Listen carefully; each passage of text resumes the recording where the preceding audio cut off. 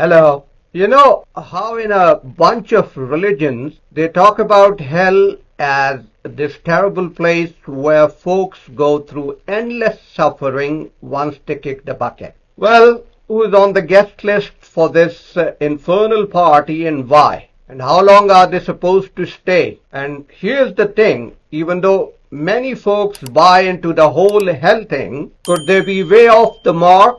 I mean, is it possible that a God who is all about fairness, goodness, and love won't be into the whole hell-sending gig, especially forever?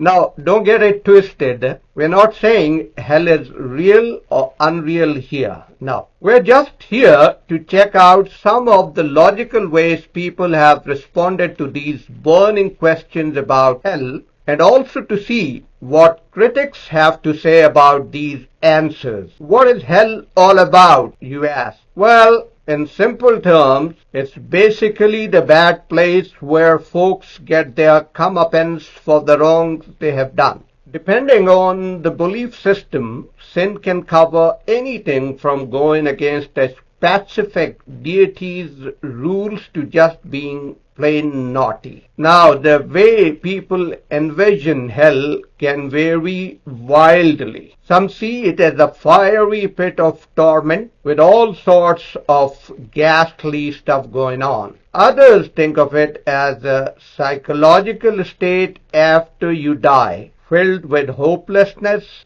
suffering, despair, and a lot more. Sometimes it's a mix of both. But here's the point. All this talk about hell and the afterlife hinges on the idea that there is life after death, that we somehow keep existing even after our bodies die. That brings up the whole concept of personal identity, which is about how we stay the same person despite all the changes we go through. Some beliefs say, yes, you keep on going, while others are more like, nah, you're done. Take Eastern Orthodox Christianity, for instance.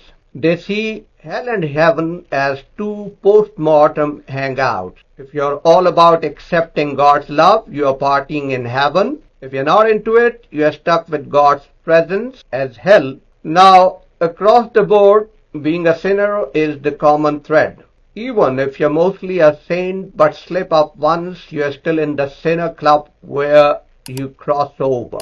However, hell's reputation for being a painful place is pretty consistent. The New Testament talks about it as the unquenchable fire where both body and soul can go up in smoke. Some later Christians get creative with a multi-level hell, sorting sinners by their crime. Whether it's metaphorical or literal, it is still up for debate in Christianity. In Islam, it is Jahannam, a fiery abyss that is scorching hot and divided into levels. Hinduism brings in Bhagavata Purana with a whopping 28 distinct hells, each with its own special form of agony. But here is the twist. Heaven or paradise is all about the good stuff. Whether it's escaping earthly problems, enjoying divine company, or just having a blast, it's a real pleasure trip for the lucky ones. So you're wondering about hell's duration.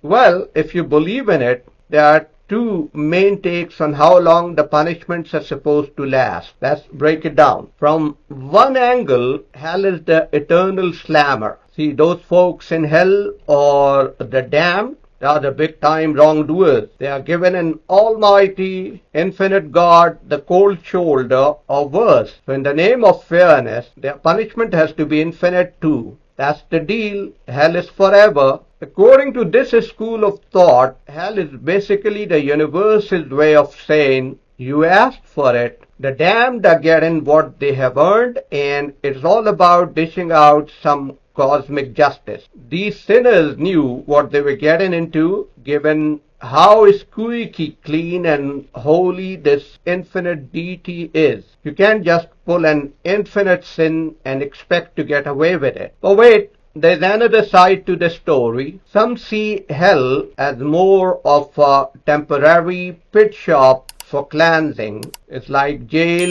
where people serve their time and might get just paroled eventually. Annihilationists are like, once you're out of hell, you're out for good. No more soul, no more you. Take it for example as the Buddhist idea of nirvana, where you break free from that whole cycle of rebirth. Then there are purgatorial believers who say, hey, you have been through the ringer, but you can still make it to heaven or get a fresh start with reincarnation. So hell is not eternal for them. Now some say your time in hell might last millions of years unless you get a hand from a Bodhisattva or someone like Stigarbha. It's like a speedy checkout from hell. Other faiths also talk about how making amends in this life can cut down your sentence in the afterlife. For instance, check out Roman Catholic indulgences. They can save your soul or someone else's from a lengthy stay in the waiting room of the beyond.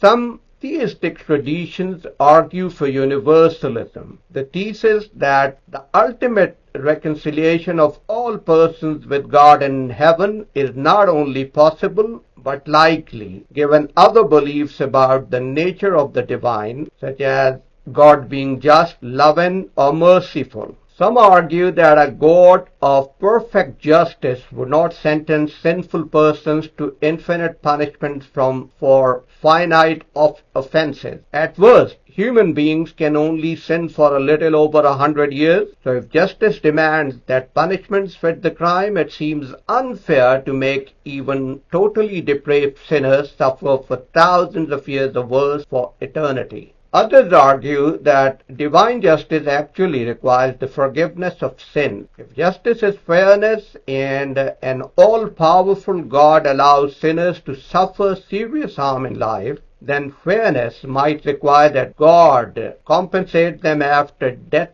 for these harms, regardless of their sinful state. Doing this, however, requires addressing their sins. For each sinner deserving both compensation and reward, God has two options: forgive their sins and forgo their punishment, or allow the person to undergo purgatorial cleansing before granting them their deserved reward. As Thomas Talbot explains divine forgiveness, he says, one of the essential means by which God protects the innocent from irreparable harm and will eventually vindicate righteousness in the face of unjust suffering. This is a variation of what some people call the beneficence argument. Others have argued that a perfectly loving God would not abandon any person in hell. If God is omnibenevolent, perfectly good,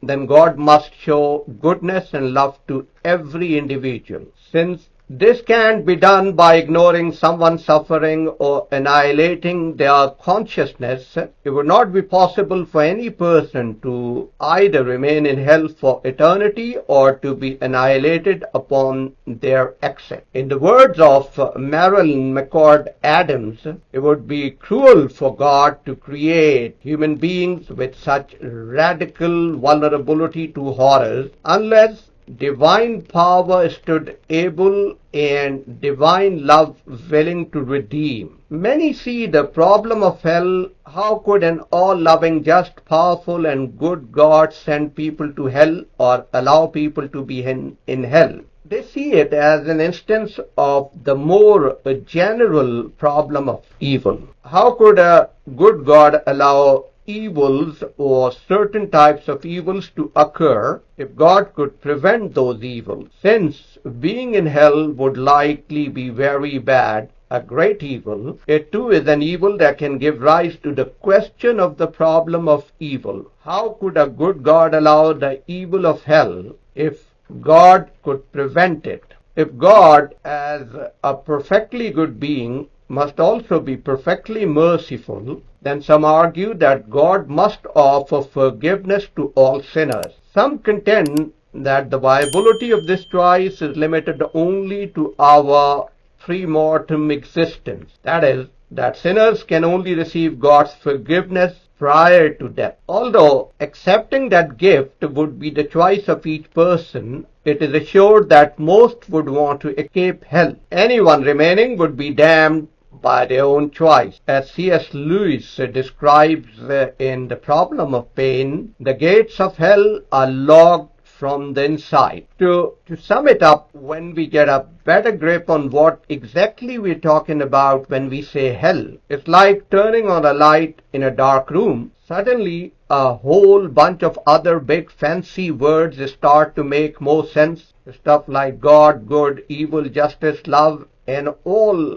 that jazz. Now, here is where it gets really interesting. For some folks, these beliefs about hell pack a real punch when it comes to their faith. It's like the turbo boost button for religious convictions. But hey, on the flip side, for others, the whole idea of an afterlife in the fiery pit might just be the reason they slam the brakes on religion. No matter where you stand on the belief scale, whether you are a believer, non-believer, or still scratching your head in uncertainty, this chat about hell is like a big potluck dinner where everyone is invited to dig in. Who knows, you might just find yourself rethinking your stance as you grab a plate. However, overall, these arguments deliver the same conclusion. If God exists, as often understood, then God will do everything possible to ensure that